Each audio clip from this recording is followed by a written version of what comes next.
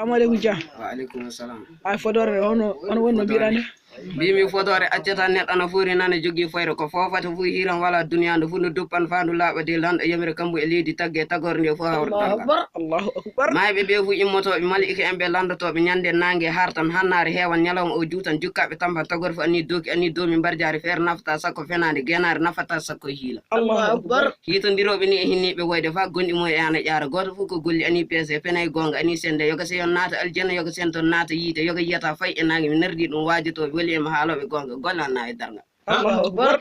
Lillahi antanoni ke e wata era lamu an dumatodo dunya e lakara fu makeddotodo an hokka suro njaafodo kam suudu bab kan Allahu mi akbar. suusa denor ko alay binde ka dennogal yimbe jinnaji mo jinganali fo jibido jiido mo laato ceyido wi adam juretedo mumin en gilla kudi fa yaade le e idde sama yottade tata sara iwde yamana warde sudan kan Allahu akbar. ko suudi yaade ko bangi fu sabi mada staga tamponowal jihadi tay awal daade hefere mo ngamare mun dernier dina sebi mudu dibi leedi inde mun diwni aviyoji omo ɓuri lewru annore ɓi adama hoore araɓe gondi ilay annabaɓe o woni awol tagi fu sabi mum reni tawreta Allahu akbar.